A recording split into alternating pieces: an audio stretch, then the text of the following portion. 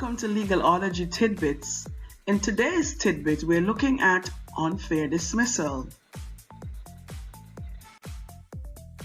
So, what exactly is unfair dismissal?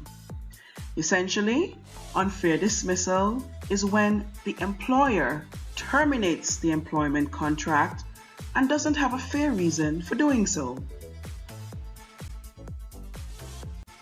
In terms of reasons that an employer can use to dismiss an employee, some of the reasons that would be considered to be fair include the employee's capability, the conduct of the employee, if the employee has become redundant, or if the employee has broken the law.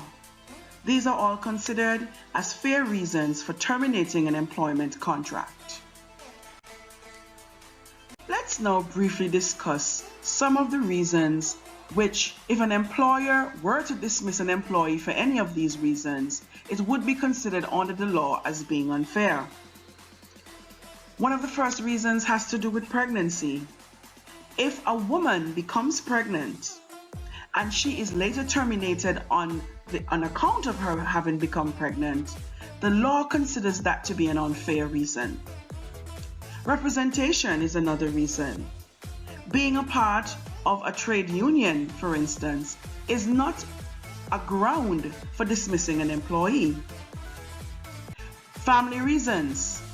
Should an employee request time off for, let's say, parental leave to take care of children and other dependents, that employee ought not to be dismissed by the employer for that reason.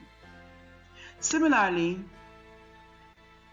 conditions pertaining to pay and working hours ought not to be a reason for which an employee should be dismissed.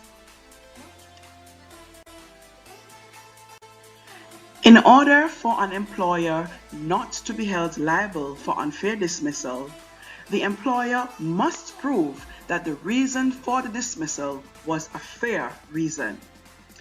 If an employment tribunal or an industrial court, for instance, finds that the employer dismissed the employee for an unfair reason, then the employee may be compensated for unfair dismissal.